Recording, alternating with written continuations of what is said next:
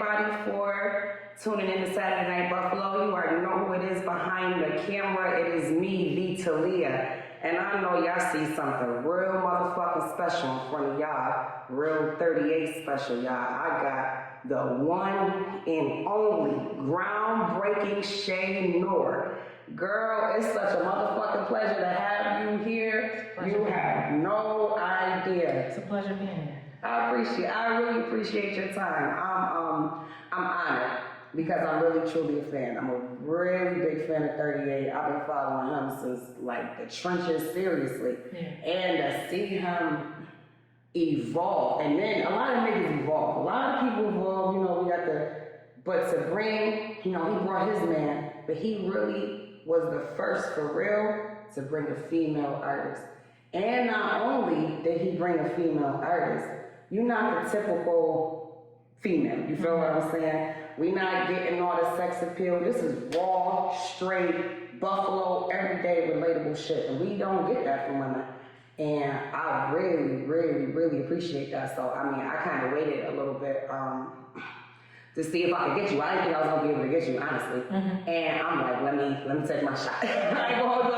That's probably how niggas feel like, yo, let me shoot my shot, see what shorty say. I swear to God, I've been so excited, and I really want to start off by saying that, because this is going to be very straightforward. I know everything you're very easy to follow, you know, and your marketing is really great because it's not over the top, so it's very easy to soak you in as an artist. You see what I'm saying? I'm not so distracted by everything else you got going on. You feel what I'm saying?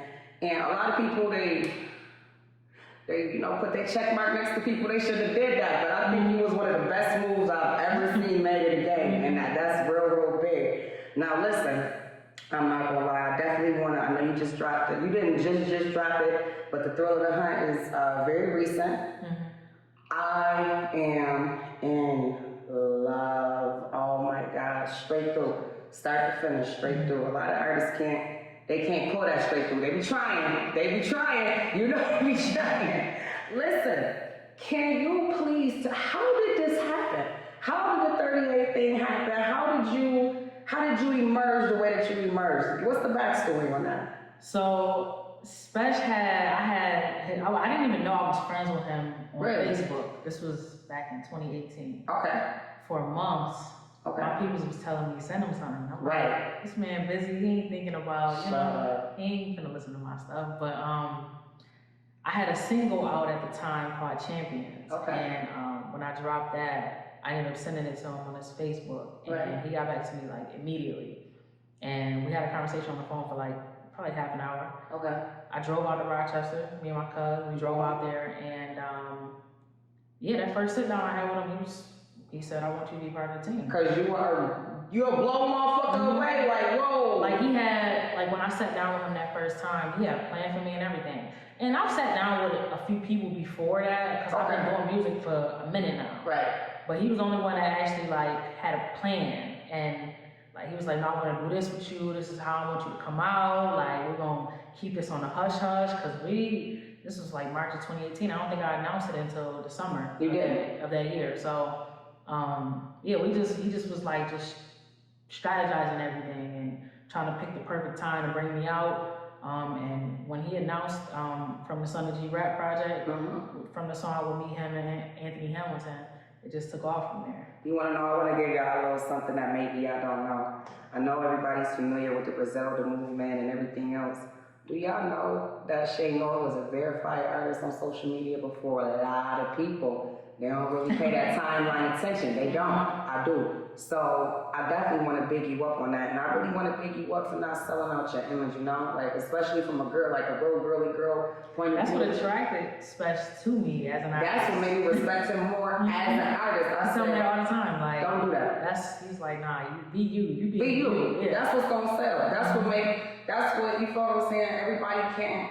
Even behind the pretty smiles, especially in Buffalo, New York, we all got a story. We got a crazy story, especially women, you know, we hide behind that. Mm-hmm. And, you know, it's really no good for us. Mm-hmm. But with your music, I don't have to hide behind that. I could be raw, sit in the bed, you feel what I'm saying? Raw feelings, just smoking my weed, listening to that shit, like I know exactly what the fuck she's talking about. Mm-hmm. That's big. You can't get that from any other artist. artist. Maybe they got it from Remy, but you can't really get that. No. So listen. When you had that sit down, what was your feeling? Was you like, this shit ain't real? Like, he playing like. I mean, that's with anybody. I had done some bad business deals with people. Okay. So I'm like, I don't know what to expect from this. Like, everybody was in my ear telling me, you gotta get this lawyer, you gotta look that over, like, you gotta. My God. So, but I just took a leap of faith, and I just kind of put my trust in him and, in the situation, and just like, I seen that he really believed in me. So, trust. I just went from there. And I'm like, it's an experience. Like, I don't really lose out on nothing because I got the drive to keep going even after that. Right. So, if it don't go, in my favor, I'm gonna keep going. You can hear it in your music. You know what's crazy? Because I said to myself, I really haven't seen a lot. I know he was, back here. I haven't seen a lot too much marketing. I said, I don't want to come in and they done fell out, whatever. I said, I'm gonna be honest with you, I don't even give a fuck because she's the type of person, like, even if you was up under somebody, I could see you still going. I could still relate to you. I wouldn't feel, some artists, they come up under their main artists and then they don't really, motherfuckers don't take to them the way that they used to. But I could see it. So I'm like, all right, we definitely put it on the table. He gives me, like, especially gives me breathing room. Like, he's like, no, boss yourself. Like, I like that. Yeah, he's taught me a lot as far as the business side behind it. Right. Because I understood, like, I had people telling me years ago, it's 90% business with this. Right, it is. Yeah, so, but he's taught me enough in this music, like, as far as the business side, where I was able to go and get separate deals. Like, that's how I was able to get the Apollo album. Like, but these are things that he taught me early on. So he's like, no, I'm gonna give you some breathing room. You boss yourself. It reflects in your music. Yeah. You can feel the shit. Yeah, I'm doing so. It's like I'm putting out projects. Like, this project I'm about to put out before the end of this year. Like, I 100% funded all of this. Like, as far as the arrangement, everything behind it. Like, but I got all of this from learning and just kind of paying attention and just watching him over the past year. Because, especially put out 1,000. I don't think a lot of people know it's a process. It's a process, but I didn't know that either. I appreciate you. I heard it in your rap. You know what? I'm sitting there. I thought about myself like, this shit ain't nothing. It's slow pace. Yeah, that's what she said. It ain't come overnight. But you gotta learn, and even with the marketing side, I wasn't like, I used to just put stuff out before. Like, no, you gotta build the momentum. Like, these are things I learned being around him, and I'm still learning around him. Okay. So yeah, no. What do you think the most valuable experience to date that has contributed to where you are? What since you've been in the rap game, what was that one experience that just kind of created your real foundation or contributes to your foundation? I mean, the only thing I can really think of right now is like just losses that I took, because I took a lot of financial losses with this. Okay. Right before I met Special, I had took a huge financial loss.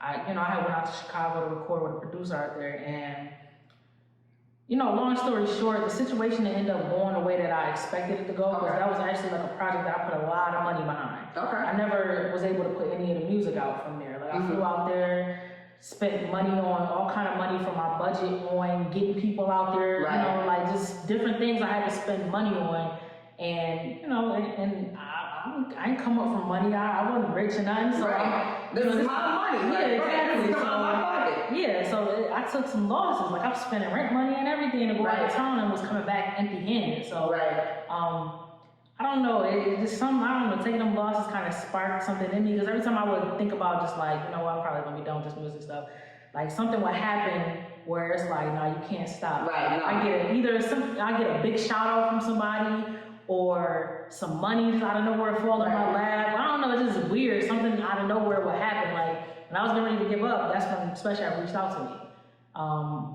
The same situation happened like back in 2017, and Westside Gun shouted me out. Okay. I'm like, what the heck going on? I'm like, you know what? I'm gonna keep going. Let me keep going. All right, listen. Because people watching now, because they gonna be like, where your music at? Like, so. I'm not gonna lie. Listen, how the thrill of the hunt. Now, one thing I could say that I did like, I like when albums are not too long. Don't give me too much. I can't soak in that much. If you know anything about marketing, you'll lose your audience's attention fast as hell.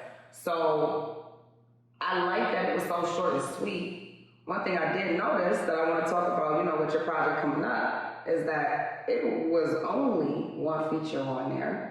And I'm not gonna lie, I love the back and forth with Special. I love when he did it with Armani Caesar, and it was what. So I was sitting there listening to it. I'm like, was these niggas standing next to each other? Because you could tell that energy just bounced off each other. I'm like, oh, that was a hell of a duo, and there was nobody else on that album except for you. What should we expect with this new, project you got going on? Oh, we're gonna expect some features. Like I got quite a bit of people on there. Okay. You're definitely gonna get another. It's been a minute since me and Spesh put a joint out together. So Okay. you're gonna get another joint with me and Spesh. Ransom is on the song. That's what he's writing into as well. But you're gonna expect some people like more underground, but it's gonna be some. Listen, also, I'm not gonna hold you. My A Boogie, my music partner in crime, Caleb Bishop, listen, the craziest shit in the world. I go to market your shit, right? I said, yo, this is the first female artist I had on here. Yo, I really done did it. I'm glad. And this did mean so much. And I'm like, yo.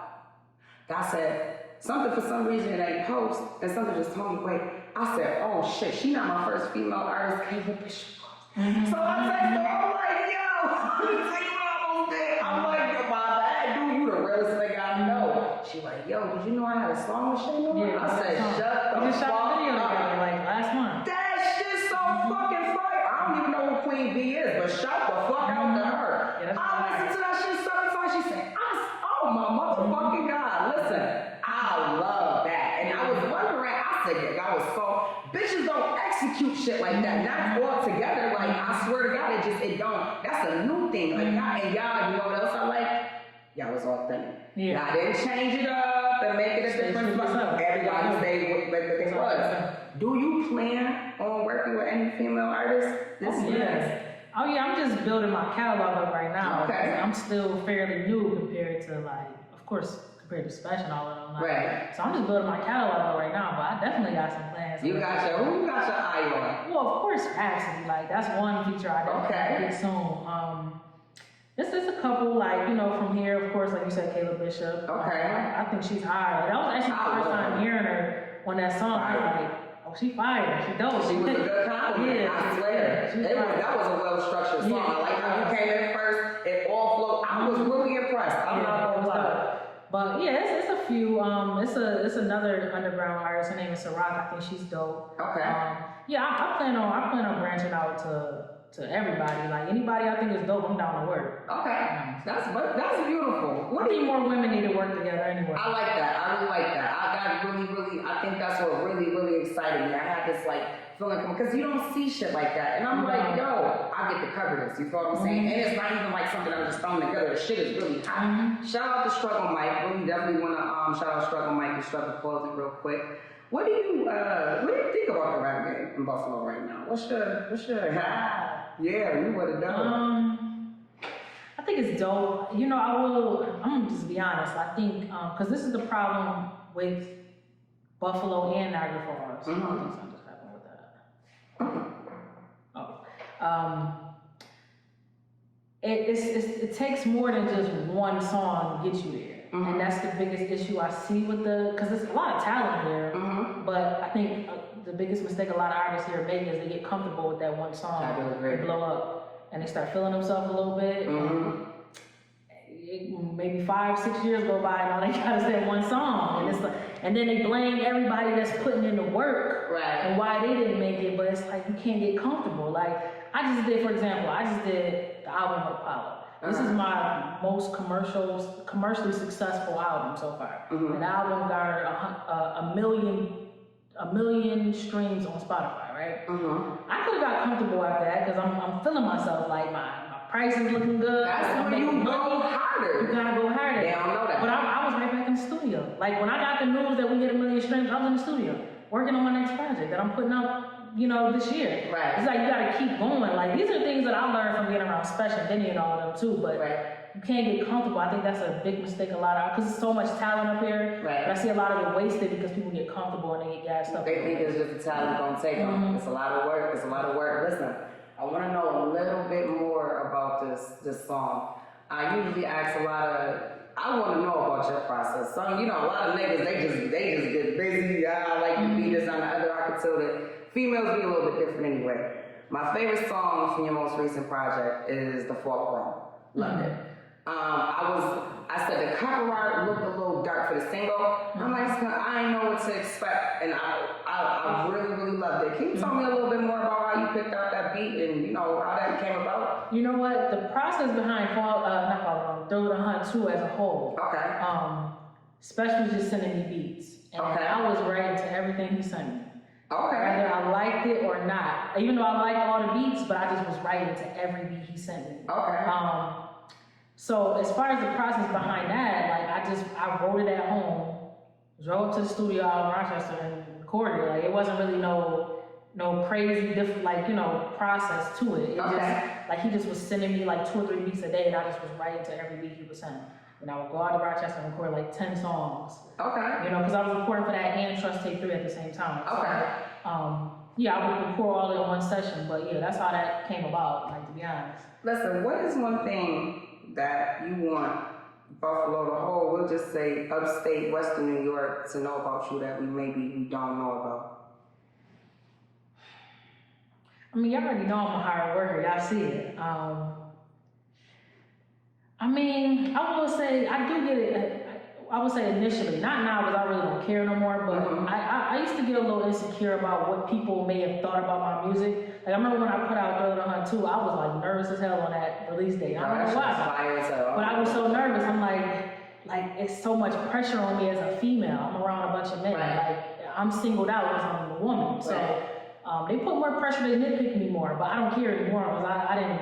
I'm comfortable now. I done got in my groove, and I know, you know, where I stand. Yeah, I know where I stand with it. But yeah, I would say that kind of like that insecurity. But I think most artists go through that at some point in their career. Like especially when you got eyes on you like that, you get a little. And some of them may not admit it, but I'll be honest, I get a little insecure. You get a little. I wouldn't even say insecure. You just get a little nervous. Like if you gotta think I'm around. Like these top dogs, top rappers, top producers, that is seen so many different eras of this. Right. So it's like, you know, I'm like, oh, what they gonna think of me? Like I remember when I first met Primo, like it shocked the hell out of me that he was such a fan of my music. Cause I actually went up to his show that he has, and like I actually got a video of him playing, what was it, Dying Breed. Okay. He pointed out one of my bars, and I was like, woo. Yeah, that shit was crazy. I told you that shit. The whole energy was crazy. Wow, so it's like it's crazy to see it. But yeah, I had a little moment where I was like being a little weird about it. But you know, that's about it. Girl, you the illest in your game. Only a bum bitch would disagree. Look. Fuck slaving for a low wage. I'd rather blow my brains. I need another way to get my dough straight. A drug dealer was my soulmate. Road to riches flipping birds. I always knew he had road rage.